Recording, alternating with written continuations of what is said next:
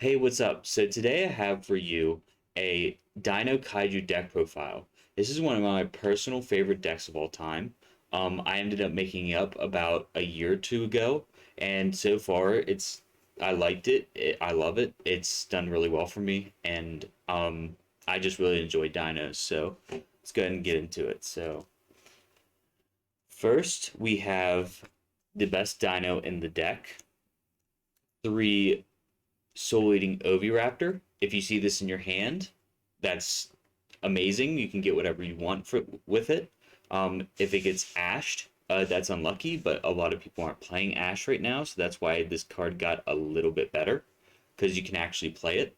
Um, but the only thing is that if it does get negated in any other way, uh, that's going to slow down your play a lot. So use it sparingly, but if you obviously have it in your opening hand, it's turn one, you might as well do it. So that way you can get out other things. So next we have one Miscellaneousaurus. Uh, I know that this is a very biased opinion. I think this should be at least two, because that can actually give you opportunities to continue playing through the game. But one is okay. I built something in this deck to hopefully help with this. Just having one. Um, it's just really good setting up your field, make sure your field's protected, and this it's a send to the graveyard effect is a dinosaur type monster you control unaffected by your opponent's activated effects. So it's not just monster effects, which some people are mistaken for. But this is the four you want to see. This either one of those you want to see in your hand. Next we have the babies. So we have three baby Ceratosaurus. I've almost thought about cutting it down to two. A lot of people do that. I find three to be fine. I want to see it in my hand, um, just for extending plays a little bit, and also having something in my hand to use whenever I have my boss monster out. So three baby Ceratosaurus is perfectly fine, and then one petite. You sometimes need to get a bigger dino out that can deal with other problems. So I don't want to see this in my hand. I really don't want to see it.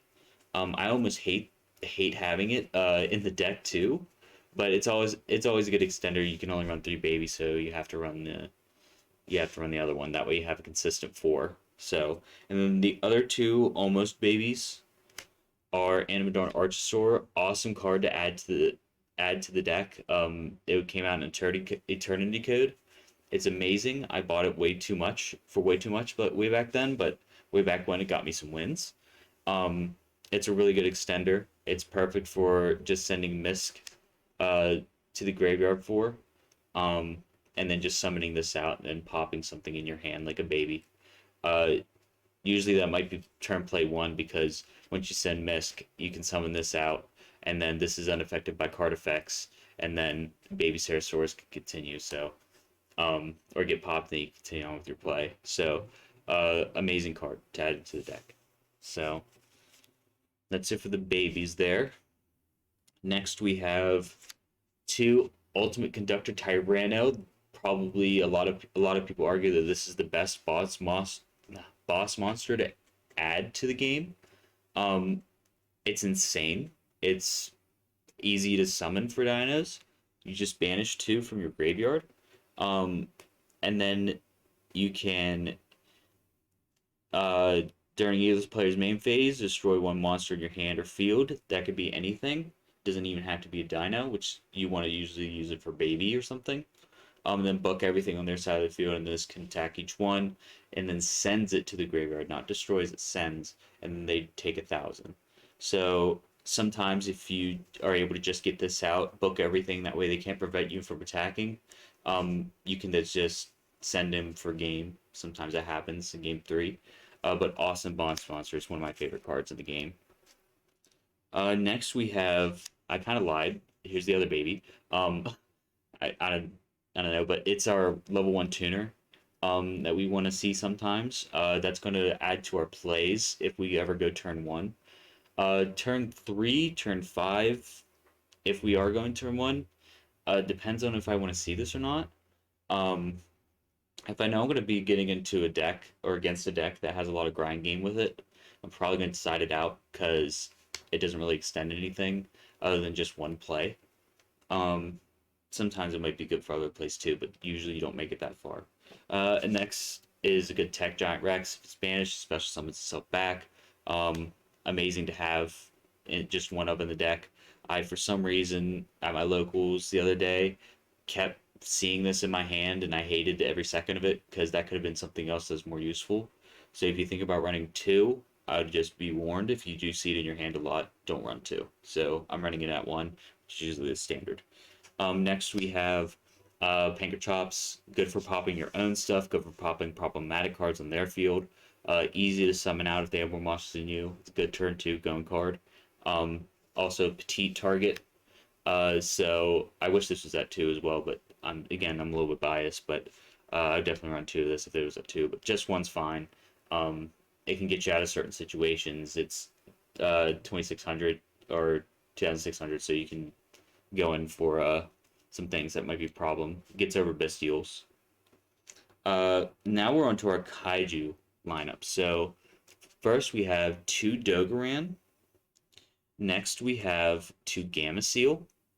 And then lastly we have 2 Radiant.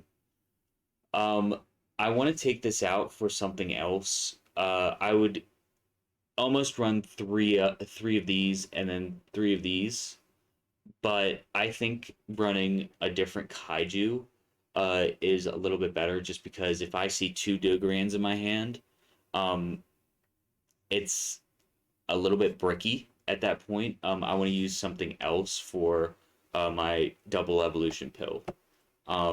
So if I don't see enough of that, then that just gives me an extra double evolution pill target because it's a fiend.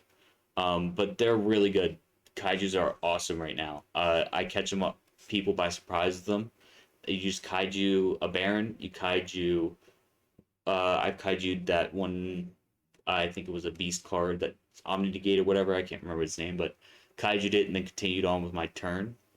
Um, Kaijus I think are just really good. Plus, um, the board wipe card we're gonna run here is going to help out with these kaijus. But if you see a lot in your hand, no big deal. If you see none in your hand, it's still no big deal. You can get them in your hand somehow, some way.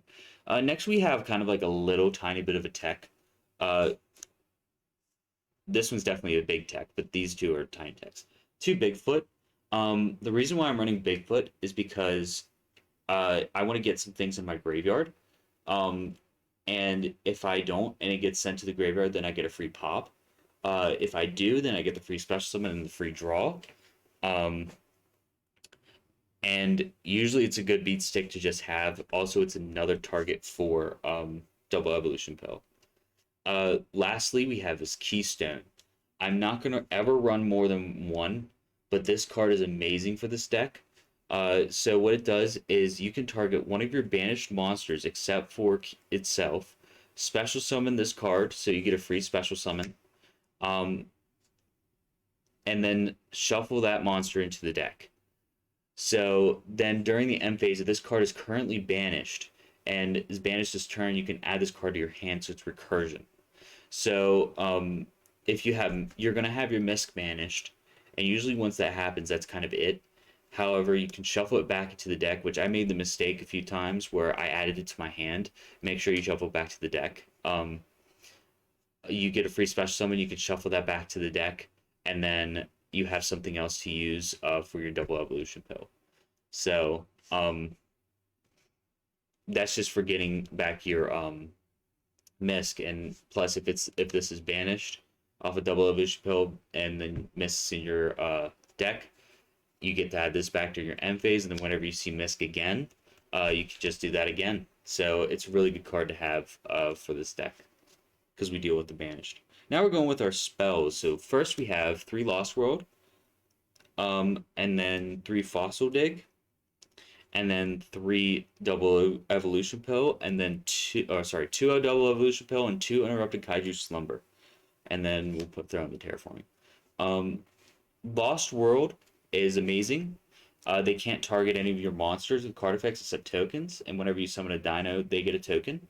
You can use it off of Oviraptor's one effect, where you can destroy 1 Dino monster on the field, instead of destroying that, Lost World prevents, if you target that token that they have, um, you can instead destroy from the deck, so you can destroy a baby from the deck or whatever you need.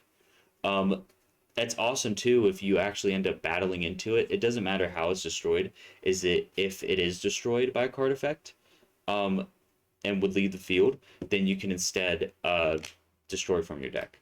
It's amazing lock. I've seen this card lock down opponents just by having their the token on their field. It can be linked away. However, with Lost World, most of the time you're going to probably send a special summon during their turn with a Dino, and then they just get another token. So they have to deal with that other token before they could target or do anything. So, really amazing card. Then Fossil Dig adds any dino, level 6 or lower dino from the deck to your hand. Double Evolution Pill summons out your ultimate conductor Tyranno by vanishing a dino and then a non-dino card, which typically you want to target Keystone. However, if you don't have see Keystone, then you can just target anything else that you have. That's why we're running the other two kaijus instead of three Dino kaijus. So then we have Uninterrupted Kaiju Slumber. Weirdly enough, right now, a lot of decks can't deal with board wipes. I went against a Scareclaw and I interrupted Kaiju Slumbered. That's when I actually Kaiju'd their one that beast card that can Omni negate, and then interrupt Kaiju Slumber. You couldn't do anything about it because he didn't have the negate. So wiped his whole entire board and then got my Dino Kaiju and then plussed.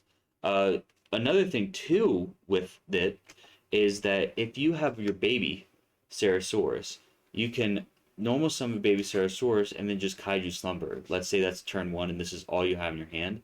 You can Kaiju Slumber and then continue on. So, and then you can also summon a Dino to their side of the field. That way, if you have if you have an Oviraptor, you can target the Dino one and then special summon something from your graveyard by using their cards. They actually still have an empty board, so you don't have to leave it there.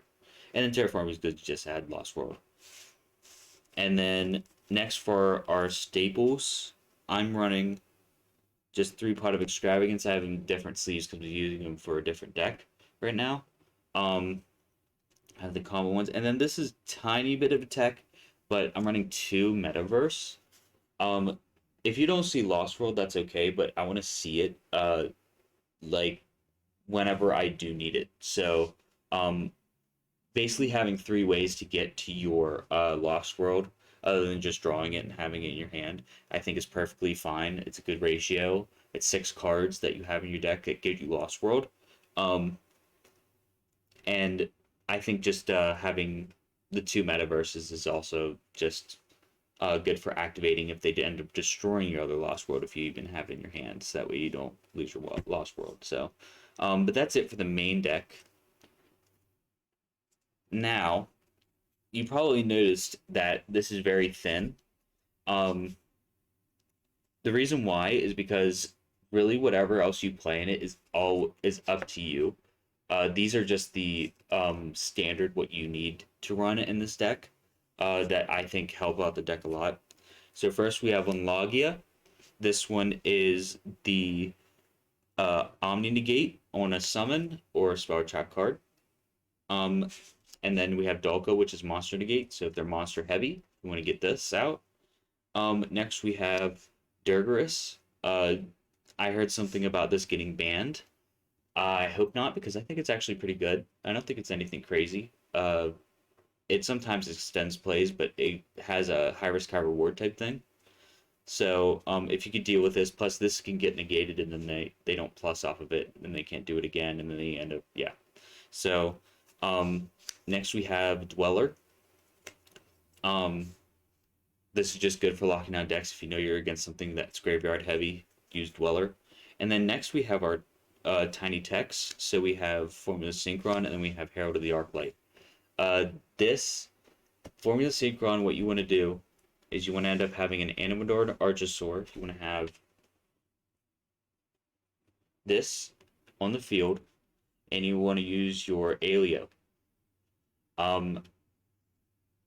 you want to make sure that you can synchro these two away for formula, and then you want to have another baby on field. Which this is, I know this sounds a little bit confusing, but it's easy to get these out. This is probably what you're gonna have turn one. Have a baby on the field, formula synchron, and then baby this for a herald, and it locks out their graveyard as well.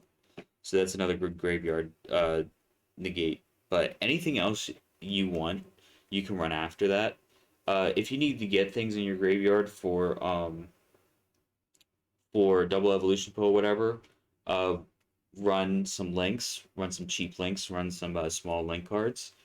Uh, Usually I find myself ending up using a Durgarus and then linking that away with whatever link like Reproductus or something. I don't even have it sleeved, um, but you could just get something into the graveyard for that. But usually I end up using Formula Synchron turn one.